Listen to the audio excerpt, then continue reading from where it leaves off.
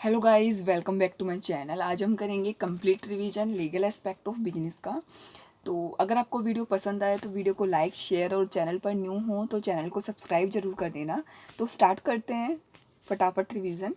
पहले हम बात करते हैं कॉन्ट्रैक्ट एक्ट की। तो सबसे पहले ऑफ़र क्या होता है। जैसे कि मैंने किसी पर्सन के सामने ये ऑफ़र रखा कि भाई मैं आपकी कार परचेज करना चाहती हूँ, तो ये क्या हो गया, ऑफ़र। ठीक है।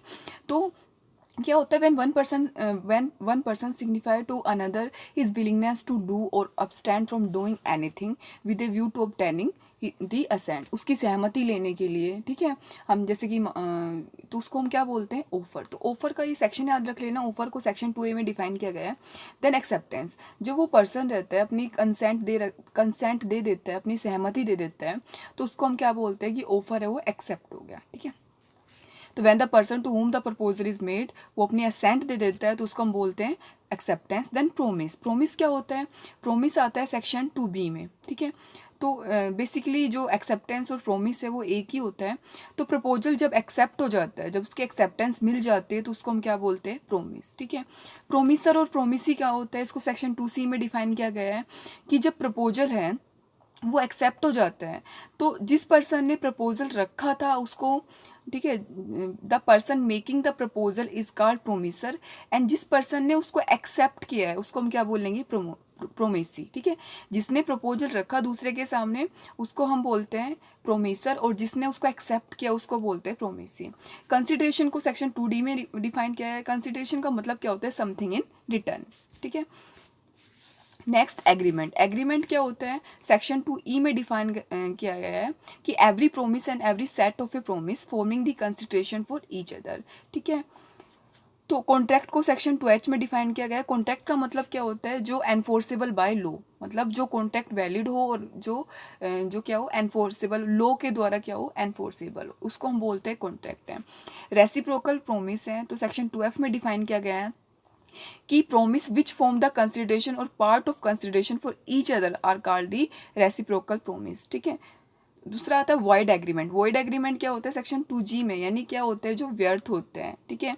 जिसको लॉ के द्वारा एनफोर्स नहीं किया जा सकता उसको हम बोलते हैं void agreement. Voidable agreement section 2I में आता है, यानी जिसको एक पर्सन की इच्छा के ऊपर उसको वॉइड करार कर सकते हैं। ठीक है। तो वॉइडेबल कॉन्ट्रैक्ट सेक्शन 2I में आता है। An agreement is a voidable contract if it is enforceable by law at the option of one party is known as the voidable contract है। देन वॉइड कॉन्ट्रैक्ट क्या होता है, void contract होता है जब एक contract become void when cease to be enforceable by law, यानी जब इसको लॉ के द्वारा एनफोर्सेबल नहीं करा सकते तो वो क्या बन जाता है, वॉइड कॉन्ट्रैक्ट। सेक्शन 2J में आता है ये। ठीक है।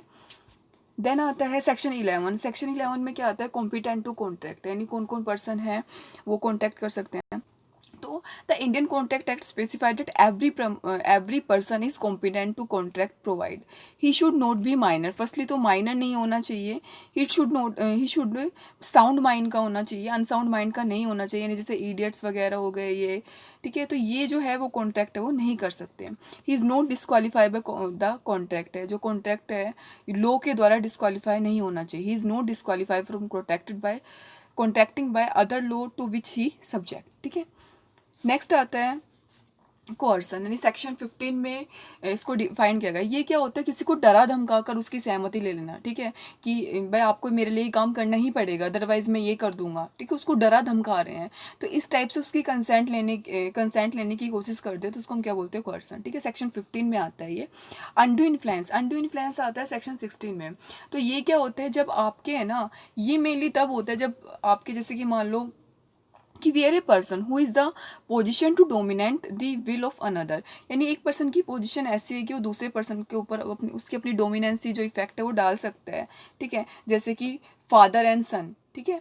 तो इस टाइप का इसको क्या बोलते हैं, अनड्यू इन्फ्लुएंस है। ठीक है। तो with him to transaction appear on the face of its, on the him and transaction appear on the face of its. ठीक है। तो इसको हम क्या बोलते हैं, अनड्यू इन्फ्लुएंस है। ठीक है। देन आता है फ्रॉड। फ्रॉड होता है दूसरी पार्टी को मेनली मतलब नुकसान पहुंचाने के लिए जब हम करते हैं। ठीक है। तो वो क्या होता है, फ्रॉड है। तो with intent to deceive another party, यानी दूसरी पार्टी को नुकसान पहुंचाने की पर्पज से जब हम करते हैं तो उसको हम क्या बोलते हैं, फ्रॉड।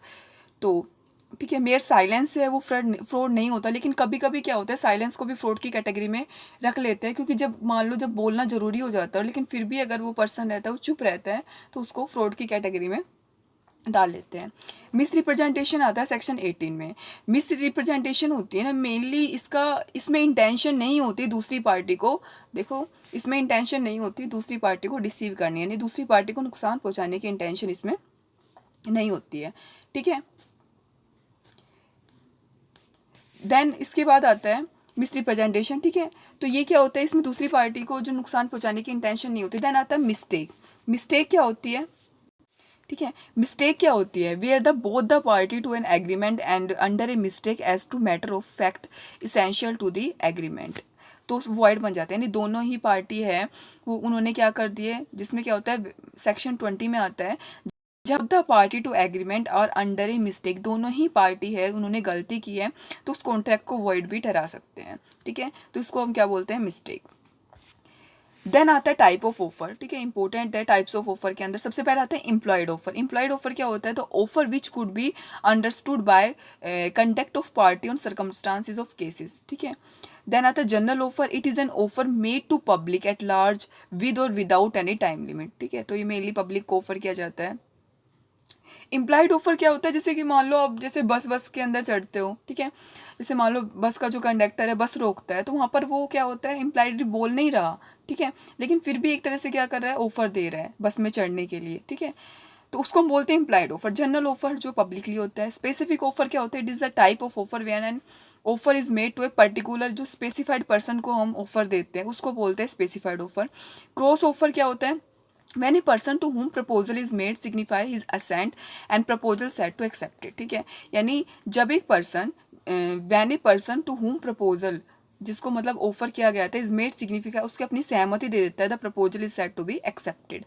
कंटिन्यूज ऑफर क्या होता है, continuous offer an offer which is made to the public at large and if it is kept open for public acceptance for a certain period of time. ठीक है, जो पब्लिक की acceptance के लिए रखा हुआ है। Offer which is made to public at large and if it is kept open for public acceptance for certain period of time. ठीक है, तो अभी वो उसको क्या बोलते हैं, कंटिन्यूज ऑफर है। काउंटर ऑफर क्या होता है, upon receipt of the offer from an offerer, if the offeree instead of accepting it straightway impose conditions which have the effect of modifying or verifying the offer है। तो जब upon receipt an offer of the offerer, जब offeror ने मतलब offer है वो लिया, तो offeree instead of accepting, offeree उसको एक्सेप्ट करने के बजाय उसके ऊपर कुछ कंडीशन इम्पोज कर रहा है। ठीक है, कि भाई आपको है ना इसके अंदर, आप मान लो आप कह रहे हो, जैसे आपने कहा कि भाई मैं अपनी कार है, आप मैं आपकी जो कार है, मैं अपनी कार है आपको मान लो 1 लाख रुपए में बेचना चाहता हूँ, लेकिन वो कह रहा है नहीं मैं तो 80,000 में लेऊंगा, अगर आपको देनी है तो दो। तो इस टाइप की को कंडीशन इम्पोज कर रहा है तो उसको हम क्या बोलते हैं, काउंटर ऑफर। ठीक है, तो which impose condition which have to effect of the modifying, कि भाई इसमें कुछ आपको चेंज करना पड़ेगा। ठीक है, तो उसको हम बोलते हैं काउंटर ऑफर। देन हम बात कर लेते हैं नेगोशिएबल इंस्ट्रूमेंट की। तो नेगोशिएबल इंस्ट्रूमेंट क्या होता है, एक डॉक्यूमेंट होता है guaranteeing the payment of a specific amount of money, या तो डिमांड पर होता है at set of a time, whose payer is usually named on the document, और जिसमें जो पेयर है यानी जिसको पेमेंट करनी है उसका नाम डॉक्यूमेंट पे लिखा होता है।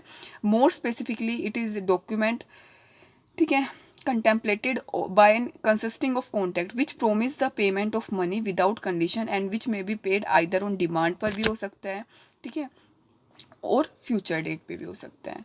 तो अब नेगोशिएबल इंस्ट्रूमेंट के अंदर पहले आता है प्रोमेसरी नोट। तो इसका सेक्शन याद कर लेना, सेक्शन आता है सेक्शन 4 के अंदर प्रोमेसरी नोट को डिफाइन किया गया है कि negotiable instrument if it is N unconditional promise. तो पहले तो क्या आता है इसमें, जो प्रोमिस होता है वो क्या होता है, अनकंडीशनल होता है। Is writing made by a person to another, ठीक है, is writing made by person और मेकर के द्वारा साइन होता है। Engaging to pay and demand to a pay on a fix or determinable future time a sum certain money to order or a bearer. ठीक है, तो promissory note क्या होता है, जिसके अंदर एक अनकंडीशनल प्रोमिस होता है, जिसमें एक पर्सन प्रोमिस करता है कि वो एक सर्टेन टाइम पीरियड के बाद है वो इसकी पेमेंट है वो कर देगा। ठीक है, ऑन डिमांड पर, किसको, पे को। ठीक है, तो उसको हम क्या बोलते हैं, प्रोमेसरी नोट है। देन आता है बिल ऑफ एक्सचेंज है। बिल ऑफ एक्सचेंज क्या होता है? रिक्वायर इट इंसेप्शन ऑफ, इसमें 3 पार्टी होते हैं, याद रखना, ड्रोअर, ड्रोई और पेई। और प्रोमेसरी नोट में क्या होती है? 2 पार्टी होते हैं, एक होता है मेकर होता है और एक होता है पेई होता है, ठीक है। और बिल ऑफ एक्सचेंज के अंदर 3 पार्टी होती है, drawer, drawee and payee. The person who draw the bill is called the drawer. जो पर्सन बिल को ड्रॉ करता है उसको हम बोलते हैं ड्रोअर, यानी ड्रोअर एक लाइक एन सेलर की तरह होता है। एंड जो ऑर्डर देता है टू पे मनी टू थर्ड पार्टी, ठीक है, तो उसको हम क्या बोलते हैं? Drawee. And the person whom the bill is addressed and who is ordered to pay, he become an acceptor when he indicate his willingness to pay the bill. the party in जिसके favour के अंदर bill को draw किया गया है उसको हम बोलते हैं पेई। जो ड्रॉअर भी पेई हो सकता है, ठीक है। मान लो सेलर ने, मान लो ड्रोअर है, ड्रोअर एक तरह से सेलर है, तो ड्रोअर ने बिल लिखा किसके ऊपर? एक्स ने बिल लिखा वाई के ऊपर। तो एक्स क्या है यहाँ पर? ड्रोअर है। और वाई क्या है? ड्रोई है, कि भाई आपको मतलब इतने की पेमेंट है वो करनी है। अब मान लो एक्स है, वो खुद पेमेंट ना लेके वो कहता है कि वाई को कि आप मुझे पेमेंट करने के बजाय आप है ना जड को कर देना, ठीक है। तो वहाँ पर पे कौन हो गया? जड हो गया। लेकिन कुछ केस के अंदर ऐसा भी हो सकता है वो खुद ही पेमेंट ले ले, ठीक है। तो यहाँ पर क्या होता है? ड्रोअर है वो पे भी हो सकता है। चेक है, चेक सेक्शन 6 में आता है। Cheque is a document that order to a bank to pay specific amount of money from a person account the person in whom the name cheque is issue, ठीक है। Check section 6 में आता है। तो check भी एक तरह से बिल ऑफ एक्सचेंज की तरह ही होता है। और ये भी क्या होता है? ऑर्डर पर होता है, कि जो क्या होता है? डॉक्यूमेंट होता है, ऑर्डर जो बैंक को ऑर्डर देता है कि पे specific amount of money from a person account the person जिसका नेम इस चेक पर लिखा हुआ है उसको पेमेंट करे, ठीक है। तो the person writing the cheque, जो पर्सन चेक लिखता है उसको हम बोलते हैं drawer, has a transaction banking account. Then आता है सेल्स ऑफ गुड्स एक्ट, ठीक है। सेल्स ऑफ गुड्स एक्ट के अंदर आता है बायर्स एंड सेलर। तो सबसे पहले buyers, sales of goods act के अंदर पहले हम पढ़ते हैं बायर और सेलर के बारे में। तो as per the section 2(1) of the act, buyer is someone who buy or agreed to buy, यानी जो पर्सन है गुड्स को बाय करने का या फ्यूचर के अंदर बाय करने का एग्रीमेंट करता है उसको हम क्या बोलते हैं? Buyer. Since a sale constitutes a contract between two party, buyer is one of the party of the contract.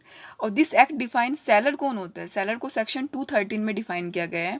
seller कौन होता है? seller is a someone who sell or agree to sell goods for a contract to come into existence, ठीक है। यानी जो seller क्या होता है? जो क्या करता है? सेल का कॉन्ट्रैक्ट करता है, ठीक है। एग्रीमेंट ऑफ सेल या कॉन्ट्रैक्ट ऑफ सेल दोनों ही इसमें शामिल होते हैं। इसके बाद ये इंपॉर्टेंट डेफिनेशन आती है सेल की, कि every kind of the movable property, her types की मूवेबल प्रॉपर्टीज़ है वो इसके अंदर इंक्लूड होती है। लेकिन इसमें सिर्फ एक्शनेबल क्लेम है और मनी है उसको इंक्लूड नहीं करते हैं, ठीक है। क्वेश्चन आया भी था। तो इसके अंदर एक्शनेबल क्लेम्स और मनी है उनको इंक्लूड नहीं करता, बाकी इसमें सब कुछ इंक्लूड होता है। और प्रॉपर्टी कौन सी इंक्लूड होती है? मूवेबल। बाकी इसमें स्टॉक, शेयर्स है, ग्रोइंग क्रॉप्स है, ग्रास है, other thing attach to a forming part of land, तो इसमें सारी इंक्लूड होती है। देन आता है specific goods. According to the section 214 of the act, specific goods क्या होता है? दीज आर स्पेसिफिक गुड्स वो होते हैं जो आपने आइडेंटिफाई कर लिए हैं। यानी जैसे कि मान लो आपके जो गोदाम है उसके अंदर मान लो 1000 जो है बोरी पड़ी है अनाज की, ठीक है। अब मान लो आपको उसमें से 100 जो किसी ने ऑर्डर दिया कि 100 बोरी का, ठीक है। अब मान ले आपने उसमें से जो 100 बोरी है, ठीक है, वो अलग करके रख ली, तो उसको हम क्या बोलते हैं? स्पेसिफाइड गुड्स बोलते हैं।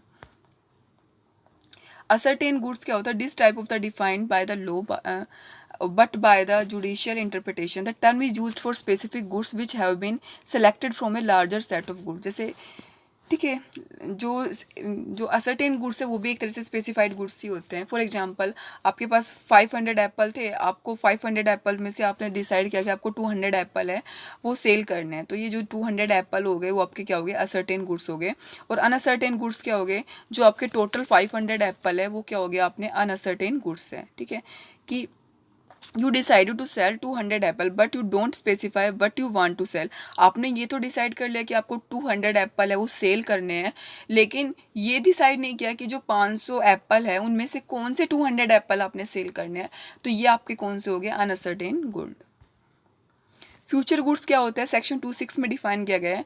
Future goods have been defined as the good that will either be manufacture or produce or acquired by seller at the time of contract of made. Future goods क्या होते हैं, यानी contract for sale of future goods will never have the actual sale. ये क्या होता है, agreement of cell होता है। फ्यूचर गुड्स क्या होता है, जब भविष्य के अंदर आप रहते हैं गुड्स को सेल करने का एग्रीमेंट करते हो कि भाई मान लो आप इस डेट को या इस टाइम पीरियड के बाद आप गुड्स को सेल करोगे, तो ये आपका क्या होता है, उन गुड्स को क्या बोलते हैं कि मतलब जिनकी जो स्पुर्दगी यानी जिनकी डिलीवरी है वो फ्यूचर में की जानी है, उसको हम क्या बोलते हैं, फ्यूचर गुड्स। तो इसके लिए हम मेनली क्या करते हैं, एग्रीमेंट ऑफ सेल करते हैं।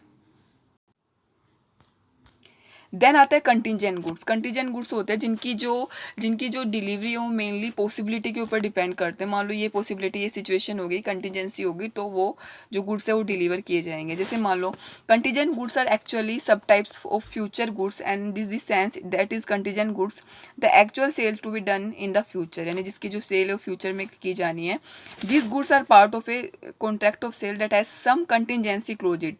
For example, if you sell your apple from your orchard when the tree are yet to produce apple, यानी जब आप क्या, मान लो आपने कॉन्टैक्ट कर रखा कि भाई आप एप्पल है उनको कब तब सेल करोगे जब हाँ ये जो ट्री है इनके ऊपर एप्पल आ जाएंगे। तो डिपेंड करता है कि कब आएंगे और कब आप उनको सेल करोगे, ठीक है। तो कंटिजेंसी के ऊपर डिपेंड करता है ये। देन आता है डिलीवरी। ये इंपॉर्टेंट हो जाता है, डिलीवरी कितने टाइप की होती है। तो एक्चुअल डिलीवरी वो होती है जो आप एक्चुअल के अंदर आप कर रहे हो, ठीक है। इफ़ द गुड्स आपने डिलीवर कर दिए, if the goods are physically given in to possession of the buyer and delivery in the actual, ठीक है। देन आता है कंस्ट्रक्टिव डिलीवरी। कंस्ट्रक्टिव डिलीवरी क्या होता है कि जैसे आप ये कहते हो कि भाई आप है ना मुझे डिलीवरी ना करके मेरी जगह किसी थर्ड पार्टी को डिलीवरी कर दो, तो उसको हम क्या बोलते हैं, कंस्ट्रक्टिव डिलीवरी, ठीक है। जैसे कि the transfer of the goods can be done when the transfer is effected without a change in possession or custody of the goods. For example, a case of delivery, जैसे मान लो acknowledgement with constructive delivery. If you pick up a parcel on behalf of your friend, ठीक है, आप आपने अपने friend के behalf के ऊपर है वो पार्सल है वो रिसीव किया, यानी यही है कि जब आप खुद डिलीवरी ना लेके आप किसी को कह दो कि भाई हाँ मेरी जगह आप इसको दे देना, तो उसको हम क्या बोलते हैं, कंस्ट्रक्टिव डिलीवरी, ठीक है। सिंबॉलिक डिलीवरी, जैसे कि मान लो आप है वो कार परचेज करते हो तो आपको पूरी की पूरी वो कार थोड़ी देता है हाथ में, वो क्या दे देता है आपको, उसकी की दे देता है, चाबी दे देता है, तो उसको हम क्या बोलते हैं, symbolic delivery. The kind of delivery involve the delivery of a thing in token of A transfer of some other thing. For example, the key of go down with the good in it with handed over to the buyer, ठीक है। तो उसको हम क्या बोलते हैं, symbolic delivery. Mercantile agent क्या होता है, मर्चेंटाइल एजेंट क्या होता है, जिसमें जो एजेंट है ना, जिसको एजेंट है वो उसको गुड्स को परचेज करने का, सेल करने का, इस टाइप का सारा राइट दे देते हैं, उसको हम क्या बोलते हैं, मर्चेंटाइल एजेंट, यानी जो व्यापारी होते हैं ना। तो is the agent someone who has the authority to customary course of business either to sell, कि भाई गुड्स को आपको सेल करना है या उसको कंसाइन करना है under the contract on behalf of one और बोथ पार्टी, जैसे कि ऑक्शनरी हो गए, ब्रोकर्स हो गए, फैक्टर्स हो गए। तो ये क्या होता है, मर्चेंटाइल एजेंट, ठीक है, जिसको सारी अथॉरिटी दे देता है वो गुड्स को सेल वेल करने की वगैरह। देन आता है कंपनी एक्ट। तो कंपनी एक्ट 2013 है, तो आपको पता है 1956 से उसको अमेंड करके कंपनी एक्ट 2013 बनाया गया था। अब company act 2000 makes comprehensive provision to govern all listed and unlisted company in the country. Company act 2013 implemented many, इसके अंदर बहुत से सेक्शन भी बनाए गए थे। तो देखो इसके अंदर जो 470 तो सेक्शन थे, ठीक है। तो मैक्सिमम इसके अंदर जो 470 सेक्शन थे, 29 चैप्टर थे और 7 शेड्यूल थे। तो ये याद कर लेना इंपॉर्टेंट है। इसमें 470 सेक्शन थे, 29 चैप्टर थे और 7 शेड्यूल थे। अब देन देखो इसमें अंदर की हाईलाइट पढ़ लेते हैं हम लगभग कंपनी एक्ट 2013 के अंदर क्या क्या थे। तो पहला तो ये थी कि जो पब्लिक जो maximum number of the member थे permitted to a private companies increase to 100। तो प्राइवेट कंपनी के लिए मैं जो मैक्सिमम पहले मेंबर आपको पता है 1956 के अंदर आप पढ़ते होंगे 50 होते थे, ठीक है। लेकिन जो कंपनी एक्ट 2013 आया, यहाँ पर मैक्सिमम जो मेंबर की लिमिट थी वो कितनी कर दी गई, 200 कर दी गई। 1% कंपनी थी उसको भी इंट्रोड्यूस है, वो इसके कंपनी एक्ट 2013 के अंदर ही किया गया था। इसके अंदर ही सेक्शन 135 लाया गया था of the act which deal with corporate social responsibility से डील करता है। Company law tribunal and company law appellate tribunal भी इसमें बनाए गए थे। अब इसकी कुछ फीचर्स पढ़ लेते हैं। Class action suit for shareholder. The Company Act 2013 has introduced new concept of class action suit for with a view to making shareholder and other shareholder more informed and knowledgeable about the right है. तो यहाँ पर क्या बनाया गया, share holder के लिए मतलब एक अलग सा क्लास एक्शन बनाया गया कि जिनके अंदर शेयर होल्डर को बहुत सारी जो इन्फॉर्मेशन वगैरह वो दी जाती थी उनके राइट्स से रिलेटेड है. More power to share holder, यहाँ पर शेयर होल्डर को भी और काफ़ी ज़्यादा पावर दी गई कंपनी एक्ट 2013 में. वुमेन एम्पावरमेंट, ठीक है, तो ये लाइन थोड़ी इंपॉर्टेंट लग रही है. The company act 2013 stipulate appointment of at least one women director. तो ये कई बार एजर्सन रीजनिंग में इस टाइप का क्वेश्चन आ जाता है, तो देख लेना कि कंपनी एक्ट 2013 के अंदर ने एक स्टिपुलेट किया कि कम से कम एक वुमेन डायरेक्टर है ना वो अपॉइंट होनी चाहिए, कि at least one women director on the board, क्योंकि बोर्ड के अंदर कम से कम एक वुमेन डायरेक्टर है वो होनी चाहिए. ठीक है, तो women empowerment in a corporate sector, certain class of a company. उसके बाद है कॉर्पोरेट सोशल रिस्पॉन्सिबिलिटी. तो इसके अंदर company act 2013 stipulate certain class of a company to spend a certain amount of money every year on activity initiative reflecting corporate social responsibility. यानी इसके अंदर एक ये भी इंट्रोड्यूस किया गया कि कंपनी एक्ट 2013 के अंदर कि भाई हर कंपनी को अपना कुछ इनकम का कुछ पार्ट है वो कॉर्पोरेट सोशल रिस्पॉन्सिबिलिटी के ऊपर भी खर्च करना पड़ेगा. देन आता है फास्ट ट्रैक मर्जर. ठीक है, तो इसको भी इसमें कहा गया. Then cross border merger. The company act 2013 permit cross border merger both way, foreign company merging with Indian company and Indian company merging with foreign company. मतलब दोनों तरफ से जो है क्रॉस बॉर्डर मर्जर है वो उस कॉन्सेप्ट को भी इसके अंदर इंट्रोड्यूस किया गया था कि foreign company merging with an Indian company vice versa but with prior of permission. लेकिन उसके लिए आरबीआई की परमिशन लेनी पड़ेगी कि भाई आप फॉरेन कंपनी का मर्जर है वो इंडियन कंपनी में कर सकते हो और इंडियन कंपनी का फॉरेन कंपनी में, लेकिन उसके लिए सबसे पहले आपको आरबीआई की अप्रूवल लेनी पड़ेगी. ठीक है, then prohibition on forward dealing and insider trading. तो ये रोक लगाता है किसके ऊपर, इनसाइडर ट्रेडिंग. तो इनसाइडर ट्रेडिंग क्या होता है आपको पता है, जो सीक्रेट इन्फॉर्मेशन होती है तो उनके ऊपर ये क्या करता है, रोक लगाता है. Increase the number of share holder, की कंपनी एक्ट 2013 ने इंक्रीज कर दिया maximum share holder. Private company में पहले 50 होते थे, अब कितने होने लग गए, 200. ठीक है, then limit on maximum partner.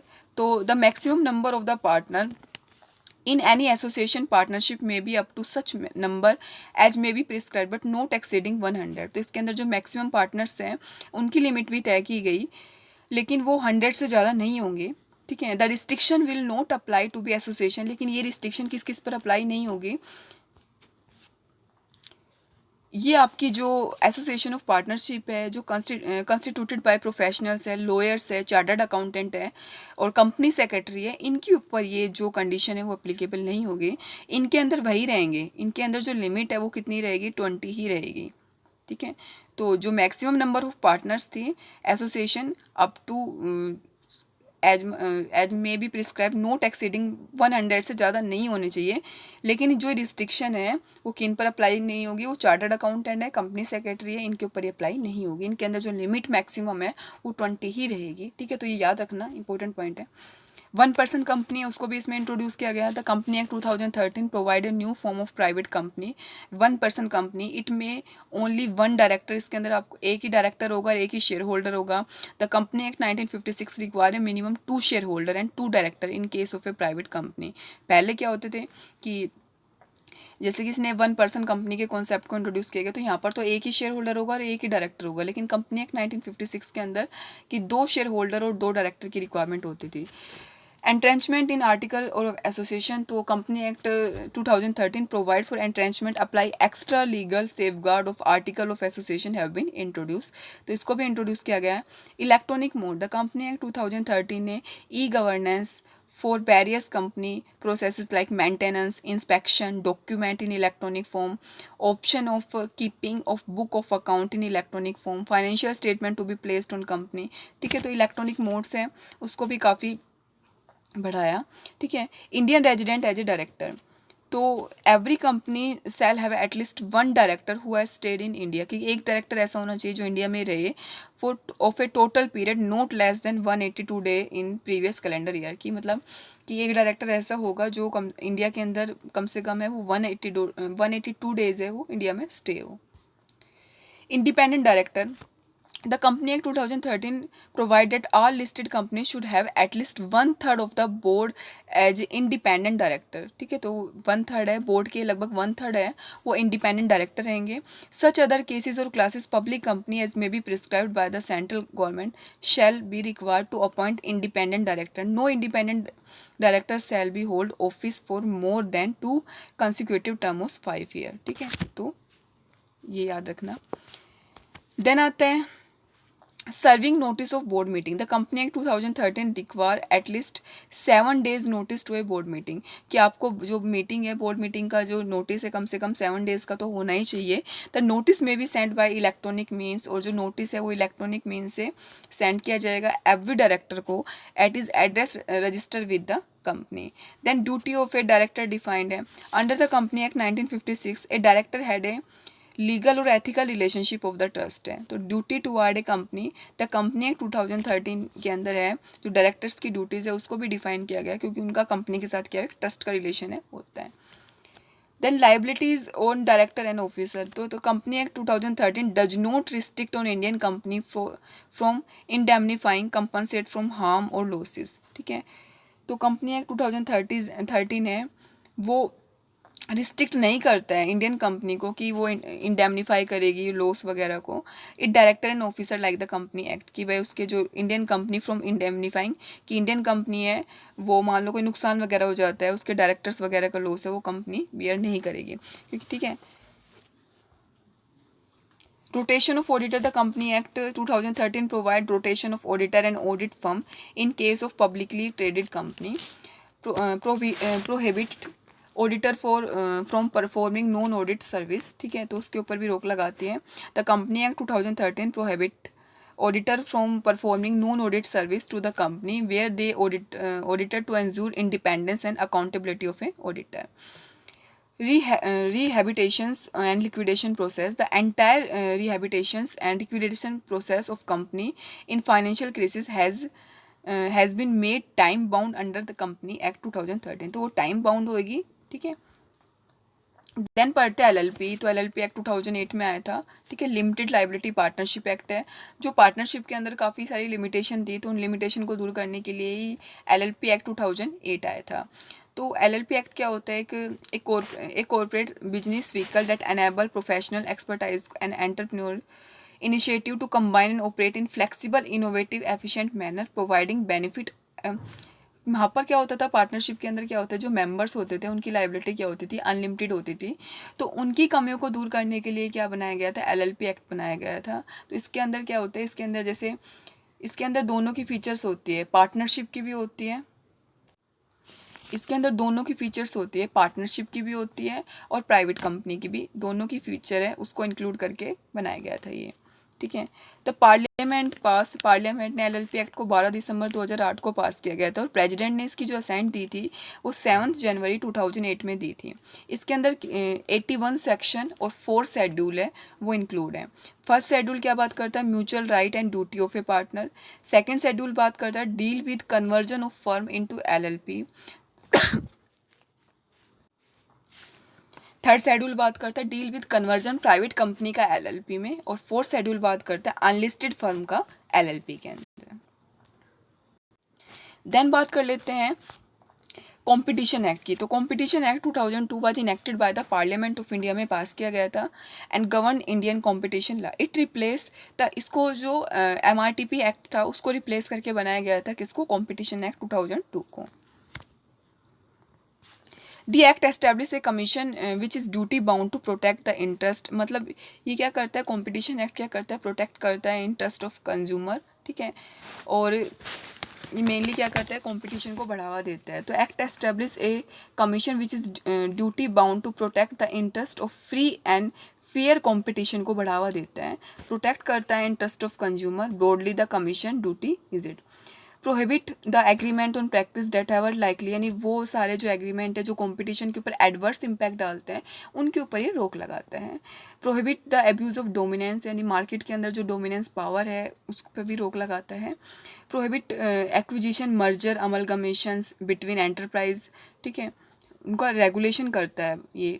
ठीक है, which have are likely to have an appreciable, यानी जिसका एडवर्स इम्पैक्ट पड़ता है उनके ऊपर क्या करता है, रोक लगाता है। अब इसके अंदर कुछ टर्म्स है। एक्विजिशन का मतलब क्या होता है? एक्विजिशन मीन्स डायरेक्टली और इनडायरेक्टली एक्वायरिंग और agreeing to acquire shares, voting right है, असेट्स ऑफ एनी एंटरप्राइज, यानी दूसरे एंटरप्राइज के आप क्या कर रहे हो, उसकी वोटिंग राइट है, उसके शेयर्स है, उनको आप एक्वायर कर रहे हो। कार्टल क्या होता है? कार्टल क्या होता है? कुछ फर्म मिलकर क्या बना लेती है, कार्टल बना लेती है। कि कार्टल इंक्लूड जैसे एसोसिएशन ऑफ ए प्रोड्यूसर है, सेलर है, डिस्ट्रीब्यूटर है, ट्रेडर्स है, सर्विस है, प्रोवाइडर है, ठीक है।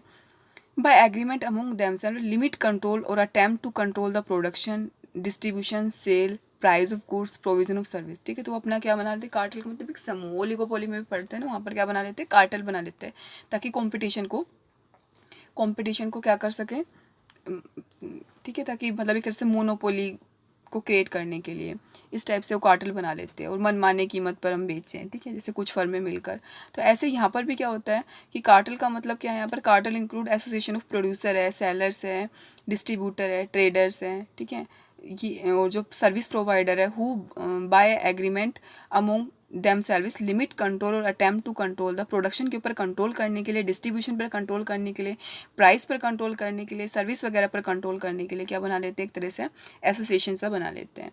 डोमिनेट पोजीशन का मतलब क्या होता है? It means a position of strength enjoyed by an enterprise in the relevant market which enable it operate independently of competitive force prevailing the market or affect competitor consumer in favour, ठीक है। तो अपनी एक पोजीशन बना लो, dominate, प्रभावपूर्ण। Predatory pricing क्या होता है? Predatory pricing means the sale of goods for or provision of service as at a price which is below the cost of production. कि प्रीडेटरी प्राइस का मतलब क्या होता है? कॉस्ट ऑफ प्रोडक्शन से भी कम प्राइस के ऊपर है जो प्रोडक्ट है उसको सेल करना, ताकि जो कॉम्पिटिटर है वो उसका सामना ही नहीं कर पाए और पहले ही वो मार्केट को छोड़कर चला जाए, ठीक है। तो प्रीडेटरी प्राइस का मतलब जितनी कॉस्ट लगे ना उससे भी कम प्राइस के ऊपर आप प्रोडक्ट को सेल करते हो। अब इसके ऊपर पेनल्टी क्या लगता है? If any person fail to comply with the order और direction, commission shall be punishable with a fine may be extend 1 lakh for each day during such non compliance occur subject to maximum 10 crore, ठीक है। तो अगर वो नहीं मानता है तो उसके ऊपर 1 लाख की पेनल्टी लगती है और मैक्सिमम कितनी है? 10 करोड़ है। और if any person does not comply with the order of direction issued fail to pay fine, अगर वो फाइन वगैरह पे नहीं कर पाता अंडर द सेक्शन, तो he shall be punishable with imprisonment, उसको जेल भी हो सकती है for a term which extend to 3 साल तक की जेल हो सकती है, और फाइन में भी एक्सटेंड 25 करोड़ तक फाइन भी एक्सटेंड किया जा सकता है, ठीक है। सेक्शन 44 है provide that if any person begin a party to combination make a statement which is false in any material particular knowing in false and omit state and any material particular knowing to be material, ठीक है, such person shall be liable to penalty, मतलब गलत जो है वो information देता है तो वो उसके ऊपर जो पेनल्टी है वो 50 लाख से कम नहीं होगी और 1 करोड़ तक भी जा सकती है, ठीक है। देन बात करते हैं इन्फॉर्मेशन टेक्नोलॉजी एक्ट 2000 की। तो information technology act 2000 also known the ITA 2000 और ITA in the is the act of the Indian parliament, ठीक है। ये 17 अक्टूबर 2000 को पास हुआ था। तो it is the primary law in India dealing, किस में डीलिंग करता है? साइबर क्राइम में और इलेक्ट्रॉनिक कॉमर्स के अंदर, ठीक है। तो इनके अंदर डीलिंग करते हैं। ITA एक्ट के अंदर 94 सेक्शन 13 चैप्टर और 4 शेड्यूल है वो इंक्लूड है, ठीक है। 94 सेक्शन 13 चैप्टर और 4 शेड्यूल इंक्लूड है। The original act contain 94 section 31 chapter and 4 schedule. The law apply to whole of India if a crime involve a computer, यानी कंप्यूटर नेटवर्क से रिलेटेड जो क्राइम हो रहा है, या person of other nationality can also be indicate under the law. The act provide करता है legal framework from electronic governance and giving recognition to electronic record digital signature. It also defined the cyber crime and prescribe penalty for them, उनके लिए मतलब penalty वगैरह को भी बताता है। The act directed the formation of a controller certifying authority regulate the insurance of digital signature. It also establish a cyber appellate tribunal to resolve dispute. इसके अंदर एक जो साइबर अपीलेट जो ट्रिब्यूनल है उसको भी एस्टेब्लिश किया जाता है ताकि जो डिस्प्यूट्स वगैरह है उनको सेटल कर सकें। इसको एक्ट को अमेंड भी किया गया था। इंडियन पैनल कोड 1860 तथा Indian evidence act 1872, the banker book evidence act 1891, reserve bank of Indian act 1934, इसके अंदर इसको अमेंडमेंट भी किया गया था। देन आता है राइट टू इन्फॉर्मेशन एक्ट। तो राइट ऑफ इन्फॉर्मेशन एक्ट क्या करता है? मेनली पब्लिक से इन्फॉर्मेशन है वो लेने का एक राइट प्रोवाइड करता है, ठीक है।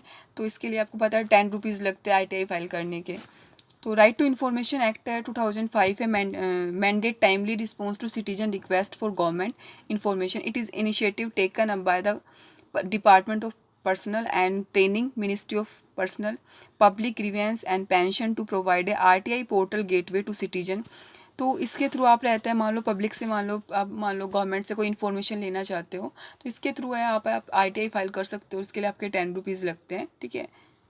Then objective of the RTI act का, the basic objective of RTI act का is to empower the citizen, promote transparency लेकर आना, मतलब जो सिस्टम है उसके अंदर मेन पर्पज क्या है, ट्रांसपेरेंसी लेकर आना, accountability in working of the government, content corruption and make our democracy work for the pupil in real sense. It goes without saying that informed citizen is better equipped to keep necessary, मतलब क्या होता है कि government से information gain करना, ठीक है।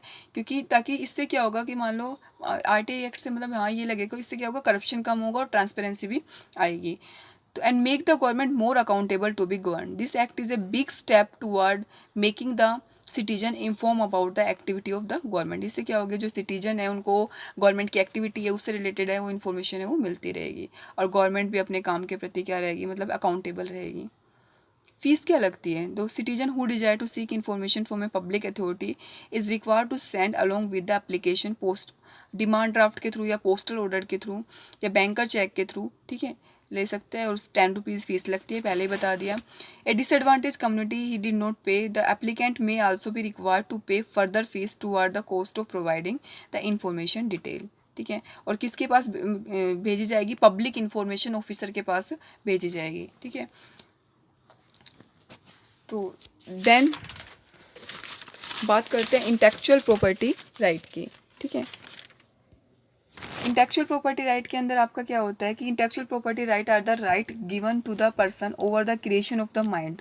दे usually, मान लो जो पर्सन है उनकी क्रिएशन है उनको प्रोटेक्ट करने के लिए, ताकि कोई और पर्सन उसका यूज़ नहीं कर पाए, तो उनके लिए एक इंटेलेक्चुअल प्रॉपर्टी राइट बनाया गया है। They usually give the creator an exclusive right over the use and creation of A certain period of time. तो पहले इसके अंदर आता है कॉपीराइट। तो कॉपीराइट क्या होता है, कॉपीराइट मेनली देखो याद रखना 50 ईयर का होता है कॉपीराइट। तो इसके अंदर क्या होता है, copyright author right is a legal term use to describe the right that creator have over the literary and artist work है। क्या क्या इंक्लूड करता है, लिटरेरी वर्क हो गया, आर्टिस्ट वर्क हो गया। Work covered by copyright range from books, इसमें बुक्स है, म्यूजिक है, पेंटिंग वगैरह है, फिल्म्स है, कंप्यूटर प्रोग्राम्स है, डाटाबेस एडवर्टीजमेंट है, टेक्निकल ड्राइंग्स हैं, ये सारे इसमें आते हैं, ठीक है। जो आपके लिटरेरी वर्क्स आ गया, म्यूजिक आ गया, आपकी बुक्स वगैरह जो आप पब्लिश कराते हो, तो ये सारे क्या आता है इसमें, कॉपीराइट के अंदर आता है। तो इसकी जो याद रख लेना, कॉपीराइट है वो 50 ईयर का होता है, ठीक है। पेटेंट, पेटेंट क्या होता है, एक एक्सक्लूसिव राइट होता है granted for a invention which is product और process that provide in general and new way of holding something on offer a new technical. मान लो आप कोई नई क्रिएशन करते हो, ठीक है, कुछ इनोवेटिव आप करते हो, तो इससे उसका आप क्या करा लेते हो, पेटेंट करा लेते हो। और पेटेंट की लाइफ है वो 20 ईयर होती है। और जो 20 ईयर के बाद याद रख लेना कि इसकी जो है ना 80% वैल्यूज़ है वो गिर जाती है पेटेंट की, ठीक है। टेक्निकल इन्फॉर्मेशन का कोई आपने नई इनोवेशन की है, ठीक है, तो उसका आप पेटेंट करा लेते हो। देन आता है ट्रेडमार्क। ट्रेडमार्क क्या होता है, बेसिकली एक सिंबल वगैरह होता है। तो trademark is a sign capable of distinguishing the goods और service of one enterprise from जिससे आप क्या करते हैं, जिससे कंपनी है, एक कंपनी दूसरे कंपनी से डिफरेंट वे से अपने प्रोडक्ट को दिखा सकती है। तो उसके लिए क्या यूज़ करते हैं, ट्रेडमार्क, जैसे ISO का या डिफरेंट जो है ट्रेडमार्क है वो आते हैं। तो trademark are protected by the intellectual property right है, ठीक है। जैसे कोई भी साइन हो गया, सिंबल हो गया किसी भी टाइप्स का, उसको क्या होता है, वो क्या होता है, ट्रेडमार्क, ठीक है। तो थैंक यू। अगर आपको वीडियो पसंद आए तो वीडियो को लाइक, शेयर और चैनल को सब्सक्राइब हो जरूर कर देना। ओके, मिलते हैं नेक्स्ट वीडियो के अंदर। Thank you.